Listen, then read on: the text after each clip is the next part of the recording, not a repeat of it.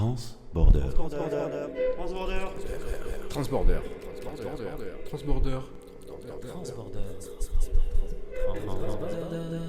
Transborder. Les savoirs suspendus des bibliothèques. Bonjour et bienvenue dans le podcast Transborder, les savoirs suspendus des bibliothèques. Un podcast mensuel autour d'un invité, une conférence ou un événement culturel agrémenté d'une chronique littéraire, musicale ou artistique. Ce mois-ci, nous mettons en lumière le mois du film documentaire avec la projection La Belle Ville de Manon Turina et François Marc. Un synopsis tonique, un voyage inspirant aux quatre coins du monde où les réalisateurs nous proposent leur vision de la belle ville de demain à travers la rencontre de personnes ordinaires aux initiatives révolutionnaires qui reconnectent hommes, ville et nature. Pour en parler, nous recevons donc aujourd'hui Guillaume Moret-Chevillier, responsable agriculture urbaine et végétalisation innovante à l'Institut technique agricole des professionnels du végétal. Waouh, bonjour Guillaume. Bonjour. Peux-tu nous traduire en fait ce jargon Ce jargon, en fait, Ouais. tout simplement, on travaille sur la nature en ville. On travaille avec des paysagistes, avec des agronomes pour essayer d'améliorer la qualité des plantes qu'on retrouve dans les villes. Oui, tu as un parcours assez complet, hein, parce que je crois que tu as commencé en tant qu'ingénieur. Ouais, tout à fait. En fait, depuis toujours, j'ai été passionné par la nature, par la biodiversité. J'ai grandi dans la campagne, mais j'avais aussi cette envie de travailler à destination des villes, dans les grandes villes. J'ai eu la chance de pouvoir partir à Singapour pendant mes études, aussi à Philadelphie. J'avais très envie de voir comment la nature était intégrée dans ces grandes métropoles internationales, et notamment la nature sur les toits, sur les façades, des choses un peu exceptionnelles. J'avoue, je vis un peu d'utopie, et en fait, ce qui m'intéresse dans cette utopie, c'est de savoir comment on arrive à le faire concrètement. C'est-à-dire comment on met vraiment un arbre sur un toit, comment on met vraiment des plantes au milieu d'un parc ou d'une voirie. Et puis, ce qui m'a le plus tenté et intrigué, c'était cette agriculture urbaine, 16 agricultures urbaines, parce qu'on va le parler ensemble de ça, mais c'est assez complexe, assez intéressant, parce qu'on peut produire aujourd'hui des végétaux comestibles dans la ville. Et ça, dès 2015, donc pour cet institut qui s'appelle Astrédor, j'ai eu la chance de travailler comme chercheur pour réfléchir, imaginer des nouveaux concepts de végétalisation comestible en ville. Donc tu as beaucoup voyagé, donc le voyage ouvre l'esprit. Il y a des villes qui t'ont marqué en termes de...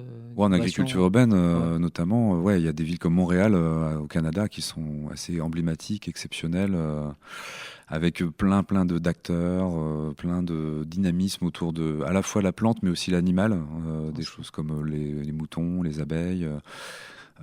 Il y a des choses assez passionnantes autour de l'aquaponie. L'aquaponie, c'est les poissons avec les plantes.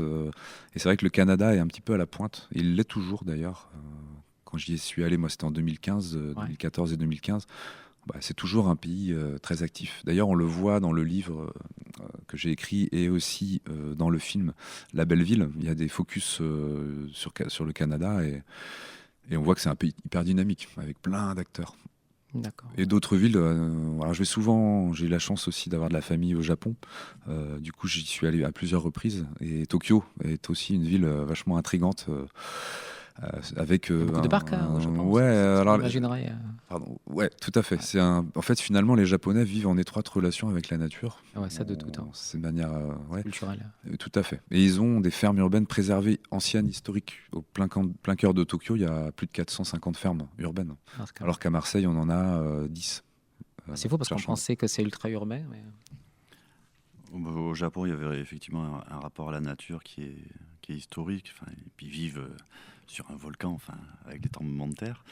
Ce qui n'est pas du tout le cas chez nous. À Marseille, on a une ville qui a été construite sur la voiture, à partir des années 50. Du coup, comment on fait pour faire basculer un peu les mentalités sur une ville très, très bétonnée, très goudronnée, pour essayer de la rendre en fait plus vivable pour les êtres humains, avec des endroits où on peut respirer et voir du vert, en fait. Ça, c'est quelque chose qui rentre en résonance avec l'agriculture urbaine aussi.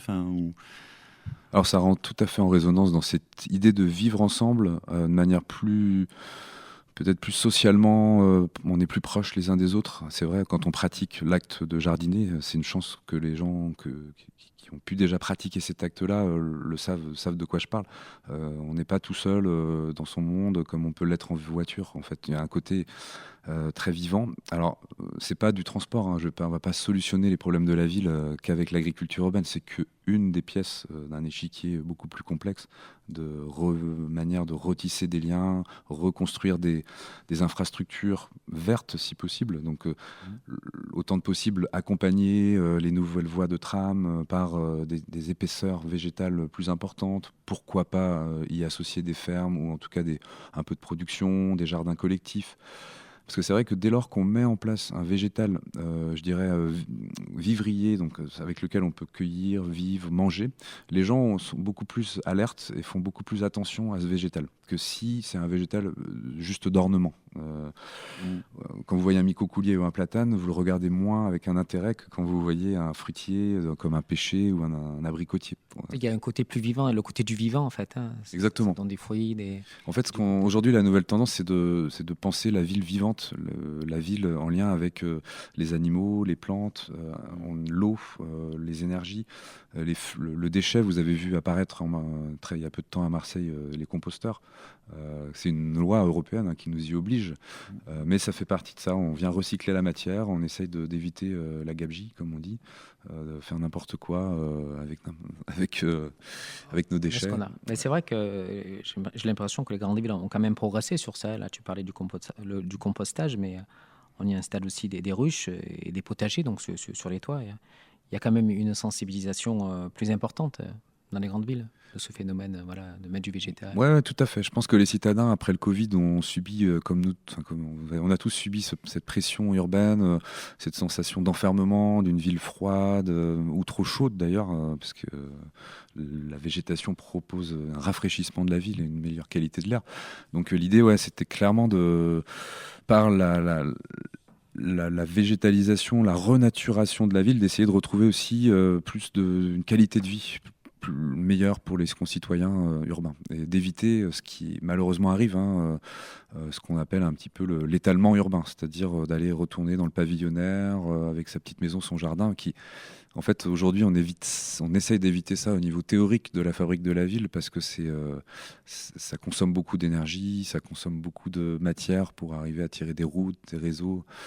Et on essaie de concentrer un petit peu plus les gens les uns avec les autres, mais de manière harmonieuse. Et ça, c'est un équilibre, vous voyez, qui n'est pas simple à tenir entre vie dense et en même temps qualité de vie. Et la nature, on arrive avec une des solutions, quoi. D'accord, moi, tu parlais de Marseille tout à l'heure. C'est vrai qu'on a quand même beaucoup de parcs. Tu me disais, je crois, de mémoire 15 parcs à Marseille. Une quinzaine, alors j'ai plus le chiffre. Non, c'est bien, parce que c'est quand même... Ça, c'est des choses qu'on ne pense pas non plus. Tout à fait, il y a le plan arbre de la ville où ils essayent aussi de revégétaliser, on en parlait, la ville de Marseille, par la plantation de milliers d'arbres. C'est pas la meilleure des stratégies à mon sens, c'en est une. C'est vrai que c'est peut-être plus intéressant de sanctuariser des belles parcelles pour y installer une nature ouverte à tous et pérenne. Plutôt que peut-être de faire une forêt urbaine un peu comme ça, éphémère, ou l'effet un peu politique seulement, quoi. Du coup, il y a plein d'aspects là qui sont évoqués. Cet aspect-là de nature en ville, de sanctuariser des lieux, ça prend du temps. Enfin, un arbre, c'est long à faire pousser. Alors, on peut le planter alors qu'il est déjà presque mature, mais comment les collectivités, est-ce qu'elles évoluent sur ces questions-là, de se dire effectivement, on va sanctuariser un endroit, puis on va le laisser vivre sans forcément vouloir intervenir tout de suite dessus, parce que la nature en ville, il faut qu'elle se développe par elle-même aussi quelque part. Tout à fait, ouais. Non, mais c'est une très bonne Je ne sais pas si c'est vraiment une question. Élément d'importance, non, c'est une très bonne remarque sur la temporalité qui n'est pas forcément celle des politiques. La nature en ville, effectivement, a besoin de plus de temps pour s'installer, s'implanter. On a, par exemple, à Marseille, développé le parc agricole de l'Étoile, qui est un élément assez nouveau dans les quartiers nord de la ville, qui presque validé, qui est en cours de construction. C'est un objet un peu nouveau pour les futurs. C'est un espace qui n'est pas urbanisé à la base. Il y a un mélange en fait. Il y a une urbanisation, une nature un peu ensauvagée, des anciennes friches agricoles, Des zones de parc, c'est un espace un peu hybride, mais dans lequel on va venir installer progressivement des agriculteurs, sanctuariser des espaces pour la nature, ce qu'on appelle des corridors écologiques, hein, c'est le terme pour faire circuler les espèces et les végétales et animales. Donc on voit quand même il y a une politique publique qui vient essayer de faire une forme de protection sur certains espaces pour préserver cette nature d'éventuelles urbanisations à venir. Et ça, c'est vrai que des outils comme le plan local d'urbanisme sont hyper importants. Et c'est vrai qu'en tant que citoyen marseillais ou d'autres villes, c'est important de participer à ça. On a des enquêtes publiques en fait qui sont ouvertes à tous. On ne le sait pas bien. Ouais, on le sait pas bien. Je ne sais pas si c'est un manque d'intérêt ou de communication. C'est pas toujours facile de trouver. On est d'accord. Où ça se passe. Et donc du coup, sur le parc de l'Étoile, donc un projet d'installation agricole. C'est de l'agriculture vivrière et ça va se passer. C'est une exploitation qui est donnée pour 20 ans à des agriculteurs. Ouais, on n'est pas loin, ouais, tout à fait. C'est du foncier qui peut être à la fois public ou privé et qui sera effectivement rétribué à des agriculteurs. On est plutôt sur des baux qui vont de 9 ans, qui peuvent être reconduits de manière tacite jusqu'à 18 ans, ou plus si ça se passe bien.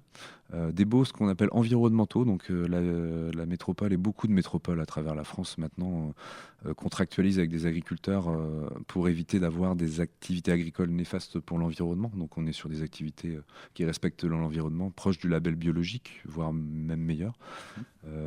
Aujourd'hui, il y a déjà des installés, hein, ce qu'on appelle les maraîchers de Santa Cruz. Ils sont au nombre de 3. C'est justement dans ces zones. On est derrière le Merlanche, si ça parle aux Marseillais. Oui. Voilà. Et du coup, il y a aussi Terre de Mars qui est là-bas, qui va être relocalisé, mais voilà, il y a une dynamique, en gros, pour faire un peu synthétique, qui s'installe de réintroduction d'agriculteurs à proximité des villes par les villes. Donc c'est la ville qui reprend possession de son alimentation, de sa santé, de son espace de nature. Voilà, tu parlais des bienfaits de la biodiversité, mais aussi il y a un côté humain, en fait, qu'on ne pense pas au premier abord, hein, parce que les agriculteurs peuvent côtoyer le citadin. Et je pense qu'il y a un côté humain qui est assez fort, en fait. Tout à fait. Alors c'est une des clés, bien vu, de l'agriculture urbaine, c'est vraiment de reconnecter avec les habitants. Une agriculture urbaine qui est déconnectée existe, c'est-à-dire c'est des agricultures urbaines très intenses technologiquement, où seule la production compte, mais elles sont très rares et leur modèle économique est complexe à trouver. Il y en a quelques-unes dans Marseille, principalement ils produisent de la micro-pousse à destination des restaurateurs, mais elles sont relativement fermées au grand public. Les autres fermes qui sont sur notre territoire et ailleurs sont des fermes beaucoup plus ouvertes, perméables et qui tirent leurs revenus aussi des activités pédagogiques, des activités d'accompagnement festif aussi. Hein, l'aspect culturel, organiser des événements la nuit, etc., fait partie aussi du modèle économique de ces fermes-là. Donc on voit clairement que l'impact humain est important dans ces fermes-là. Moi je suis allé ce week-end à la ferme pédagogique du Roi d'Espagne par exemple. Oui. Donc les fermes pédagogiques, comme on appelle, c'est des fermes qui sont plus classiques. Ça existe depuis un moment à Marseille. D'ailleurs, Marseille a été une des premières villes à mettre en place des fermes pédagogiques. C'est une très bonne chose. On voit qu'il y avait vraiment une vraie dynamique, plein d'enfants, plein de populations différentes, des riches, des pauvres, qui se mélangent et qui sont dans cette ferme. Des odeurs sont là. Oui, ça peut faire les métiers. On retrouve la ruralité, effectivement. Effectivement, ça c'est un gros sujet de retrouver des agriculteurs dans nos territoires. Et l'agriculture urbaine fait aussi levier. Alors on n'a pas la velléité le mouvement de l'agriculture urbaine ne va pas non plus solutionner tous les problèmes de l'agriculture classique, mais en tout cas ça permet effectivement de sensibiliser les urbains à des métiers de la nature, des métiers... quand on est agriculteur, en fait, on est à son compte. C'est un métier d'entrepreneur. Hein. On fait ce qu'on veut, on est sur notre territoire, on a notre modèle économique, on a notre planning, nos clients. Il y a un côté comme ça très entrepreneurial qui peut plaire à pas mal de gens, en fait. Moi, j'ai été surpris surtout par l'innovation, en fait. Hein. Donc, j'ai été surpris de voir le champ des possibles, hein. Notamment, par exemple, avec le couplage de l'agriculture urbaine et la production d'énergie. Hein. Pour exemple, la combinaison de panneaux photovoltaïques avec de la végétation pourrait être une association à bénéfice réciproque. Donc les fonctions des panneaux seraient optimisées et la croissance des végétaux serait maximisée. J'ai l'impression qu'être dans ton domaine, c'est un peu être le magicien d'Oz, quoi. J'ai l'impression qu'avec de l'imagination et... Ouais, c'est assez, Là, je sais pas si c'est le mot, tu peux faire... C'est effectivement assez créatif. On essaie d'hybrider les choses, de croiser. Je vous parlais d'aquaponie tout à l'heure avec les poissons, les plantes. On a aussi effectivement cette production d'énergie liée aux panneaux solaires. On a travaillé avec mon institut sur plutôt le recyclage de l'énergie fatale perdue des bâtiments. En gros, un bâtiment, c'est comme un être humain. Il perd 40% de son énergie par la tête, par le toit. Et donc, tout ce qu'on chauffe part souvent est perdu et part dans l'atmosphère. Donc, l'idée, c'était de positionner des serres sur les toits pour récupérer l'énergie des bâtiments l'hiver et pouvoir produire des végétaux sur les toits. Donc, on a développé des pilotes. Aujourd'hui, à Marseille, il y a des serres sur les toits. Enfin, il y en a une qui est située à l'IMVT, l'Institut méditerranéen des villes et territoires, dans lequel j'ai mes bureaux, ce qui est l'école d'architecture et de paysage et d'urbanisme. Alors, c'est pas une serre qui est parfaitement en connexion avec le bâtiment, mais c'est quand même déjà un outil que j'utilise avec les étudiants de paysage pour les sensibiliser à la production de végétaux, à l'horticulture. Oui, mais justement, sur la question de la production, parce qu'on parle d'agriculture urbaine et personne lambda va se dire ils font des champs de patates, des champs de maïs ou de betteraves ou peu importe. Et moi j'avais l'impression que quand même c'était une agriculture. Tu as parlé de micro-pousses tout à l'heure. Du coup, est-ce qu'il y a différents modèles ça va dépendre de la surface et donc du foncier. On parlera peut-être du foncier après. Mais est-ce qu'il y a des profils types de fermes urbaines qui produisent tel type de biens? Une ferme urbaine, ça peut être la production de dorades au Frioul, par exemple. Selon la définition des scientifiques, on est sur une production qui est située dans ou à proximité de la ville, je l'avais entre pas vu, en connexion avec la ville. Donc, le producteur qu'on a au Frioul de dorades, il est dans cette dynamique-là. Mais effectivement, les produits majoritairement qui sont fournis par l'agriculture urbaine, c'est plutôt des légumes, quand même, beaucoup de maraîchage, parce que c'est des cycles très courts, parce que c'est des végétaux qui n'aiment pas trop être transportés. Et en fait, historiquement, tu regardes les ceintures maraîchères des villes du 16e, 18 jusqu'au début du 20e siècle, c'était des maraîchages, principalement légumes, et aussi du fruit. C'était les végétaux qui n'étaient pas vraiment parfaitement dimensionnés pour être transportés, en fait. Donc ces ceintures maraîchères étaient constituées de maraîchers et d'arboriculteurs. Un peu plus loin, tu avais les producteurs de céréales et encore plus loin, tu avais l'élevage. D'accord. Et cette notion, en fait, est importante parce que c'est une question de taille aussi de parcelles. Pour vivre aujourd'hui de la production agricole, celui qui nécessite le moins de surface, c'est le producteur de légumes. En gros, tu peux vivre de manière assez classique, sans avoir un modèle économique et une technicité extrême. Avec 1 hectare, aujourd'hui, tu arrives à faire un emploi avec du maraîchage. En arboriculture, donc la production fruitière, c'est plutôt de l'ordre entre 5 et 10 hectares, le minimum. Et si tu commences à aller vers de l'élevage ou alors vers de la grande culture, vers de la céréale, qui est obligatoire dans notre diète, on est obligé de manger pas forcément de l'animal, mais de la céréale. Là, il faut beaucoup plus d'hectares. Et donc, c'est des végétaux qu'on ne va pas retrouver, nous, en agriculture urbaine, en fait. Les végétaux d'agriculture urbaine, ils sont maraîchers. Rien qu'avec le maraîchage, on pourrait...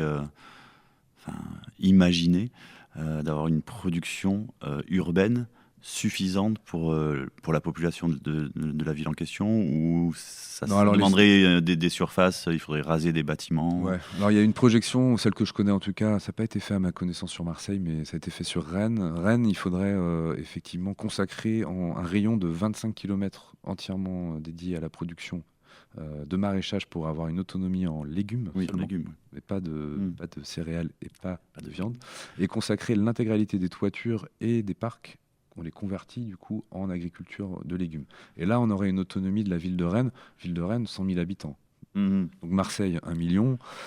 Légumes, faut tirer. Mais c'est magique comme idée en fait, l'alchimie des deux en fait. Je trouve que c'est un monde complètement magique. Et c'est vrai que parce que des fois, j'ai l'impression qu'on va un peu du rêve à dire on va faire l'autosuffisance ou l'autonomie alimentaire, ce genre de choses. Bon, on se rend bien compte que l'agriculture urbaine, presque sa vocation première, c'est pas ça. Enfin, c'est pas de pouvoir nourrir la population de la ville. C'est plutôt de créer du vivre ensemble, un retour à la nature. Tout à fait. C'est une nouvelle forme de nature en ville, clairement. Enfin, moi, c'est ma vision en tout cas. C'est pas du tout une vision de productiviste, une vision alimentaire très peu. C'est principalement un outil de sensibilisation effectivement des populations. C'est une forme de nature en ville aussi plus respectueuse peut-être des enjeux sociaux. C'est une forme de nature en ville aussi quand même qui favorise beaucoup le compostage, donc l'apport je dirais de stratégies écologiques pour accueillir la biodiversité. Donc très souvent ces fermes, elles sont quand même ces très beaux outils au service de la biodiversité aussi. Elles captent très bien les eaux, même si elles en nécessitent. Il faut arroser des plantes pour avoir des plantes de bonne qualité. Donc c'est vrai que ça consomme de l'eau aussi, il faut quand même le souligner. Et oui. C'est pas non plus des agricultures sèches qu'on propose souvent en Il ne agriculture. faut pas faire que des oliviers, quoi. Exactement. Ouais. Et du coup, j'avais cette question aussi d'une surface nécessaire et puis que ça soit un peu réparti sur les territoires et comment les collectivités, ou les autorités compétentes peuvent préserver des parcelles du foncier pour pouvoir justement permettre cette dissémination un peu de pratiques agricoles urbaines et de sensibilisation à la nature et au cycle de la vie, quoi, en fait. Ouais. Et avec, sur Marseille, peut-être une petite spécificité d'un passé industriel assez lourd sur certains endroits, avec une pollution des sols où je ne sais pas si on peut faire pousser des légumes comestibles. Tout à fait, ouais. Non, et clairement, l'agriculture urbaine n'est pas possible partout en ville. Il faut un minimum d'épaisseur de sol, donc déjà il faut des toitures assez importantes si on veut le faire sur toiture. On ne peut pas cultiver une tomate, c'est 30 cm de sol, donc il faut quand même une structure dessous pour que ça tienne. Donc tous les toits de Marseille ne peuvent pas du tout accueillir d'agriculture urbaine, mais ils peuvent accueillir une nature qui nécessite moins d'épaisseur de sol. Dès lors que c'est pollué, on va éviter effectivement d'aller vers des plantations comestibles. Le risque peut être important. Ça dépend vraiment du teneur de pollution, notamment en plomb, notamment en hydrocarbures. Effectivement, donc là, il y a des études qui sont menées à chaque fois par des laboratoires. C'est pas très compliqué aujourd'hui, on sait faire ces études-là. On sait comment est-ce qu'il faut aller sur une forme d'agriculture urbaine ou est-ce qu'on va vers des formes de nature en ville, de végétalisation, sur des terres, par exemple, qui peuvent être des terres rapportées si c'est très pollué. Le 26e centenaire, c'est un parc qui est situé dans le 6e arrondissement. Lui, c'est un parc de remblais. Il est clairement, c'est un parc où il a accueilli tous les remblais de je ne sais plus quel chantier. On peut facilement recréer des espaces de nature en utilisant comme ça des terres issues de la fabrication de la ville. Donc ça résout un peu, ça questionne sur la friche. Aujourd'hui, les écologues, qui sont quand même de plus en plus présents dans la fabrique de la ville moderne, essayent de sanctuariser ces espaces de friche en disant que ce sont des espaces très importants au niveau biodiversité. C'est-à-dire que ça n'a pas été touché par l'homme, la nature est préservée. C'est pas forcément parce qu'il y a beaucoup de richesses en termes organiques, qu'il y a beaucoup de richesses de population animale. Par exemple, dans la garrigue, il y a énormément de biodiversité alors que c'est très sec et très minéral. C'est comme ça qu'on peut... Mais en fait, une garrigue est très riche. Ou une prairie sèche peut être très riche en biodiversité. Donc les écologues vont avoir un discours de dire on préserve ces friches. Un paysagiste va être peut-être un peu plus dans une approche où on va essayer peut-être de cette friche en faire aussi un parc. On va pas forcément vouloir sanctuariser l'intégralité de la friche, peut-être en faire une partie jardin ouvert aux habitants. Donc on a ces discours au sein de différentes populations d'experts, de métiers qui font la nature en ville, sur quelle est la place de cette nature. Est-ce qu'elle est de friche, ensauvagée? Est-ce qu'elle est utilisée par l'homme? Et est-ce qu'elle est comestible et d'agriculture urbaine? Un petit peu les discussions qu'il y a sur une... Là, on parle de beaux concepts. Et là, je suis obligé d'élever le débat sur le nerf de la guerre, donc l'argent. Du coup, le financement est-il à la hauteur des espérances et là où tu travailles, c'est mi-privé, mi-public? Alors nous, on a un institut à 70% public, 30% privé. Voilà. La recherche est financée par le ministère de l'Agriculture, par l'Europe aussi. J'ai plusieurs programmes européens qui financent nos travaux de recherche. Mais donc ça, c'est pour la partie recherche. L'enseignement sur lequel l'école de paysage de Marseille, par exemple, c'est une école publique. Ouais. L'école d'architecture également. Donc on est sur des financements publics. Après, sur la réalisation de la nature en ville, sa réalité physique, elle peut être à la fois privée, si on parle de la promotion immobilière, par exemple, qui favorise des cœurs d'îlots ou qui favorise ou qui a des obligations à favoriser, hein, parce que c'est aussi ça, on incite les gens qui fabriquent la ville à intégrer la nature en ville. Si on ne disait rien, effectivement, ils auraient tendance à aller vers l'extrême densité, Du béton. à optimiser, comme on dit, le foncier pour mettre le maximum de personnes dessus, pour ramener le maximum d'argent, effectivement.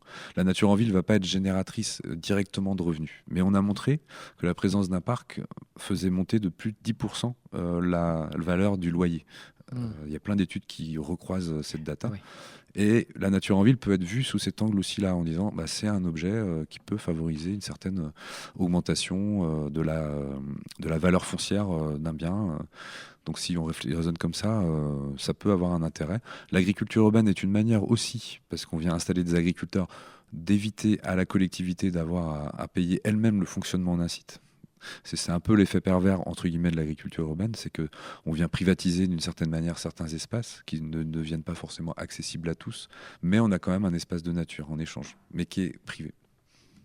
Écoute, merci beaucoup Guillaume. Donc juste un petit mot sur le mois du film documentaire. Donc c'est un événement annuel. Depuis les années 2000, un rendez-vous incontournable pour découvrir des films et échanger ses idées sur le monde. Donc Guillaume, on se retrouve donc le mardi 26 novembre à l'Alcazar à 17h30. Merci beaucoup. Merci.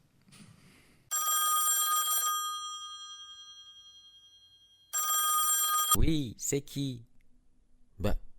C'est la parole du lecteur.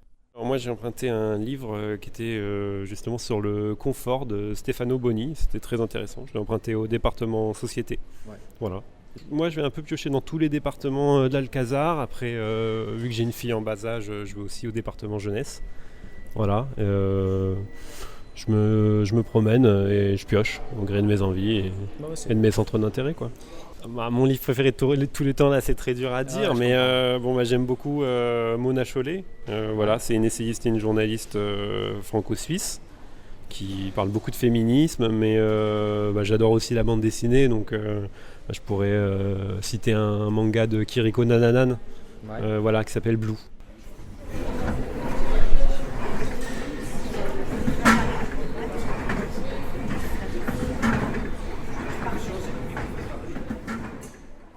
La chronique du bibliothécaire. Bonjour, je travaille aux fonds patrimoniaux de la bibliothèque de l'Alcazar et plus exactement à l'espace régional. Ce département est situé au 3e étage de la bibliothèque. Toutes nos collections, que ce soit livres, périodiques, DVD, bandes dessinées, cartes, ont un rapport avec notre belle région sud et Corse. Notre objectif est de constituer aujourd'hui le patrimoine documentaire régional de demain, en faisant l'acquisition de différents ouvrages régionaux. À l'intérieur de cet espace régional, nous avons créé un espace rando, où vous pouvez retrouver toutes les cartes IGN en plusieurs exemplaires de notre région, ainsi que des guides de randonnée et des guides touristiques afin de ne plus vous perdre en chemin. Je vais donc vous présenter aujourd'hui un livre que vous trouverez dans cet espace. Il s'agit du Guide du promeneur de Marseille de François Thomazeau aux éditions Les Beaux Jours. Ce guide nous amène du Panier à l'Estac, en passant par la Canebière, Saint-Victor, mais aussi Sainte-Marthe ou la Calanque de Marseille-Vert. Au fil des pages et des parcours proposés, l'auteur nous fait revivre la mémoire de Marseille. Car les 17 promenades contenues dans ce livre nous entraînent à la découverte de vestiges antiques, de bastides somptueuses, d'églises de village, de jardins cachés et bien d'autres merveilles. Au long de ces itinéraires doucement vallonnés, le promeneur croisera des curiosités souvent méconnues, comme une pagode bouddhiste, un gigantesque télescope, 2 oppidums gaulois, un char d'assaut de la Seconde Guerre mondiale, mais aussi une villa mauresque. Mêlant l'ancien et le moderne, l'histoire et la galéjade, l'élégant et le kitsch, ces promenades invitent au dépaysement à chaque coin de rue. Nous avons aussi une carte interactive que vous pouvez retrouver sur notre site internet. Il s'agit d'une cartographie littéraire de Marseille. Cette application vous permet de visiter les différents quartiers de notre ville au travers de citations extraites de la littérature classique et contemporaine. Pour l'instant, nous vous proposons 80 lieux. Mais il ne tient qu'à vous d'enrichir cette carte en y participant et en nous envoyant vos propres références les plus précises possibles à l'adresse mail espaceregional@marseille.fr. Transborder.